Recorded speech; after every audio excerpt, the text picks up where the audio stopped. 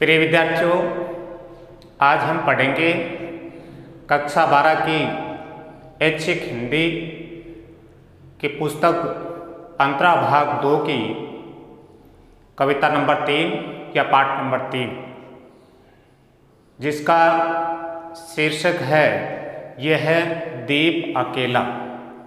इसको लिखने वाले हैं, कवि का नाम है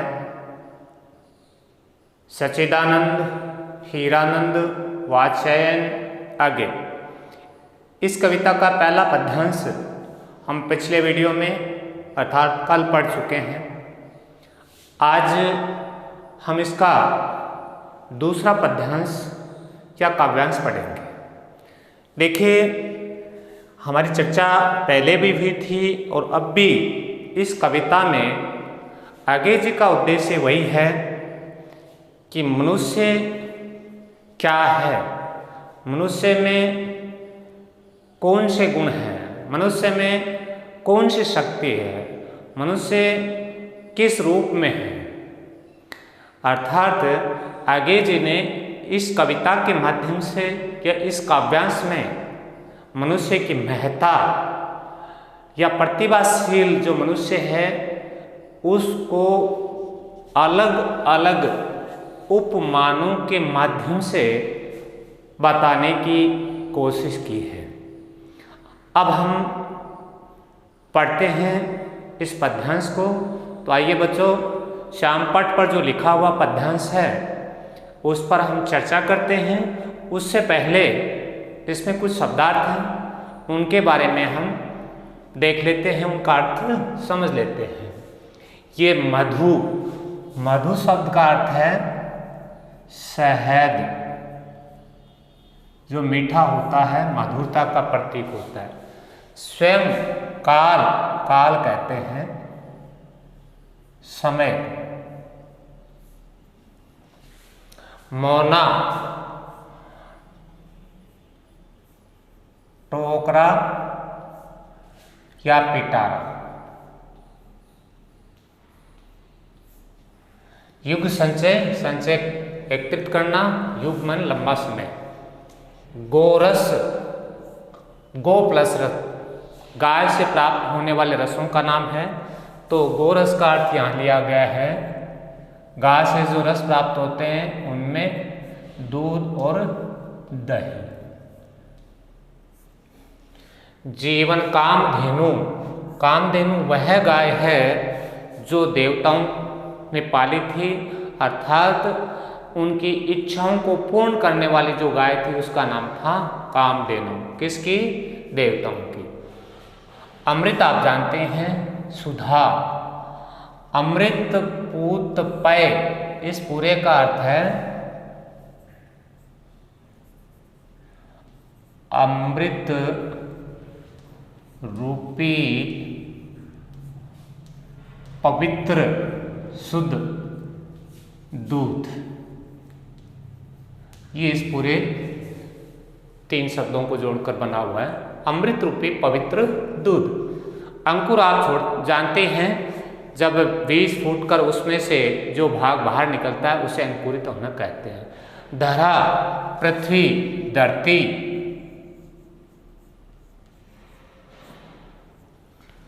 रवि सूर्य को कहते हैं। तख्ता, देवता। निर्भय, निडर।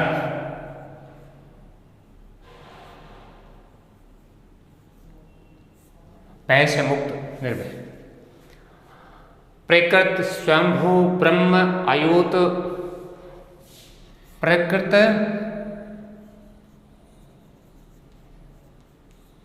प्रकृति से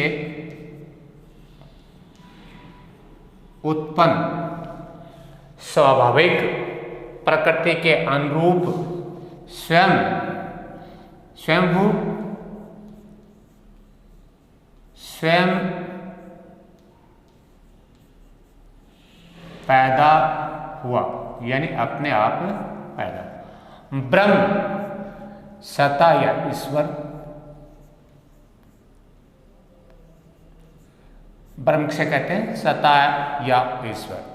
अयुतः, अयुतः का अर्थ होता है, एक तो 10,000 संख्या होता है, लेकिन यहाँ है इसका अर्थ अलग, असंबंध, पृथक, तीनों एक पर्यायवाची ही शब्द है। ये कुछ शब्द थे जिनको मैंने आपको बोर्ड पर लिखकर बता दिया, और अब हम चर्चा करते हैं इसकी व्याख्या की। तो निराला जी क्या कहते हैं, देखिए यह और इसके साथ मधु, गोरस, अंकुर, प्रकट, ये उस मनुष्य की कौन सा जो प्रतिभाशाली है या मनुष्य की महत्ता का, ये अलग अलग पंक्तियों में उसके उपमान दिए गए हैं। पहली पंक्ति में मनुष्य को क्या बताया, ये मधु, ये आनंद से भरा हुआ है। शहद, कौन सा शहद है, जो आनंद से भरा हुआ है। स्वयं काल की मोना का युग संचय, यानी युगों के संचय, युगों के लंबे संचय के बाद या युगों के माधुर्य संचय करके इसे काल रूपी टोकरा मिला। यहाँ से देखिए, युगों का माधुर्य मधु से बना है, युगों का माधुर्य संचय करके इसे, इस पूरी अर्थ लाइन का क्या होगा, काल रूपी टोकरा या पिटारा मिला। अर्थात ये जो मनुष्य है जिसकी हम चर्चा कर रहे हैं उपमान की दृष्टि से, ये आनंद से भरा हुआ है, इसमें मिठास है, इसमें मधुरता है, और ये सब मनुष्य समय के अनुभव से संचित करता है। तो पहला जो है ये शहद से जुड़ा है, जो मधुरता का प्रतीक है, मीठे का प्रतीक है। इस प्रकार जो मनुष्य उसकी महत्ता को पहली पंक्ति में बताएगा। अब नंबर 2, दूसरी पंक्ति, ये गोरस है। ये जो मनुष्य है उसका स्वभाव, इसके गुण कैसे हैं, गोरस, दूध और दही के समान। लेकिन दूध और दही भी साधारण नहीं, कौन सा दूध, दही जो कामधेनु, जो इच्छाओं की पूर्ति करता है, उसके दूध और दही के समान बताया है।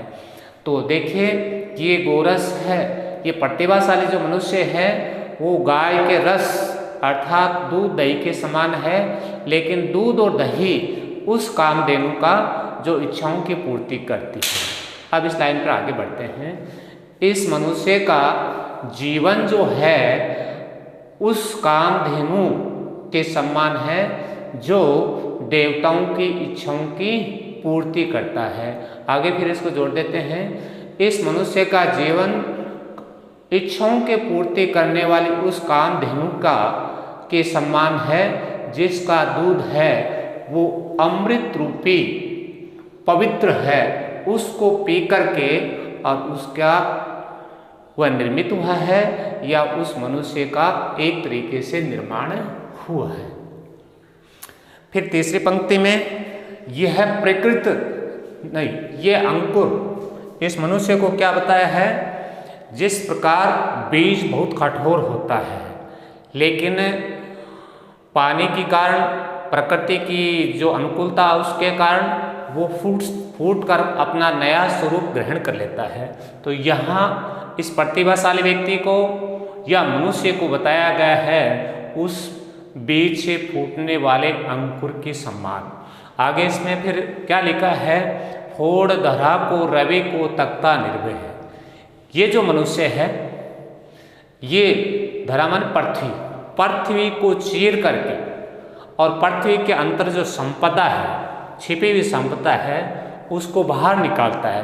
अर्थात वो पत्तियों के रूप में, छोटे पौधों के रूप में निकलने के बाद भी क्या होता है, रवि को तख्ता निर्भय, यानी निडर होकर सूर्य की तरफ देखता है, बिना डरे, बिना किसी भय के, और वो पृथ्वी से बाहर भी निकलता है। पृथ्वी जो कठोर होती है उसके सीने को चीर कर, पहले तो सीने को चीर कर बाहर निकलना, और निकलने के बाद बिना किसी डर के, बिना किसी भय के उस सूर्य की तरफ देखता है जो अपने आप में एक बड़ी ऊर्जा का स्रोत है।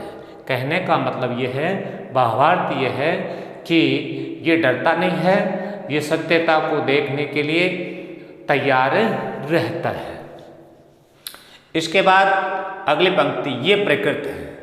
ये जो प्रतिभाशाली मनुष्य है, ये जो मनुष्य का हम इस पूरी कविता में व्याख्या कर रहे हैं कि मनुष्य क्या है, मानव क्या है, ये क्या क्या कर सकता है, इसमें कौन से गुण हैं, ये कितने उपमान इस कविताओं में जगह जगह लगातार उपमान बदले जा रहे हैं। तो इस पंक्ति में अगले में ये प्रकृति है, ये प्रकृति से उत्पन्न है। प्रकृति का मतलब प्रकृति से उत्पन्न, ऐसा कह सकते हैं, प्रकृति के अनुरूप है, ऐसा कह सकते हैं। ये स्वाभाविक है, यानी इसे बनाया नहीं गया, यह स्वाभाविक है। स्वयंभू, स्वयं पैदा हुआ है। स्वयं पैदा कौन हुआ? ब्रह्मा, इसलिए इसे ब्रह्मा भी कहा गया है। स्वयंभू, स्वयं पैदा हुआ, स्वयं उत्पन्न हुआ, या इसे ब्रह्मा भी कह सकते हैं। ब्रह्म, ये सत्ता है, ये ईश्वर है, ये सब कुछ है।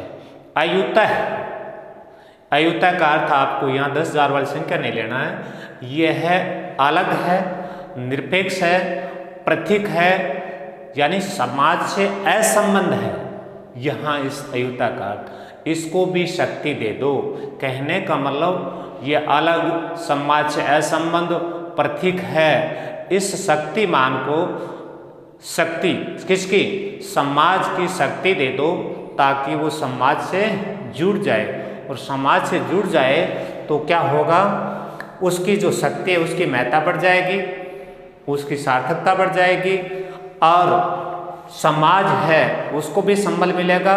समाज से फिर देश मजबूत होगा, फिर विश्व का कल्याण होगा। इसलिए इस अंतिम पंक्ति बहुत ज़्यादा महत्वपूर्ण है। इसके बाद कवि ने वही जिस कविता का प्रारंभ हुआ उन पंक्तियों की बार बार आती है। ये दीप अकेला स्नेह से भरा, ये जो मनुष्य है वो एक दीपक के रूप में है और अकेला भी है, जिसमें तेल या ऊर्जा भरी हुई है। तेल किसके लिए? दीपक के लिए। ऊर्जा किसके लिए? मनुष्य के लिए। है गर्व भरा, इसमें घमंड भरा हुआ है, ये मस्ती में चूर है। लेकिन हमें या समाज को ये सोचना है, इसको पंक्ति में मिला दीजिए, इसे समाज में मिला दीजिए, ताकि ये जो अपना जो सर्वस्व देकर अपने पास जो उसके ये सारे उपमान, ये गुण हैं, वो समाज को, समाज में जोड़ दे, समाज की विकास कर दे, समाज का उत्थान कर दे, राष्ट्र उत्थान कर दे। ये कब होगा? जब उस अकेले को समाज में, पंक्ति का अर्थ है उसे समाज में मिला दिया जाए। तो इस प्रकार आज जो छोटा सा पद्यांश था, इसको हमने शब्दों सहित इसकी व्याख्या को समझा, पढ़ा, प्रत्येक शब्द का अर्थ है वो भी देखा। अब इस पद्यांश को पढ़ने से जो विशेष बिंदु निकलते हैं उन पर चर्चा करते हैं। सबसे पहले भाषा। भाषा इसमें खड़ी बोली,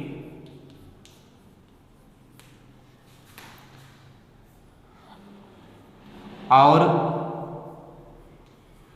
तत्सम शब्दावली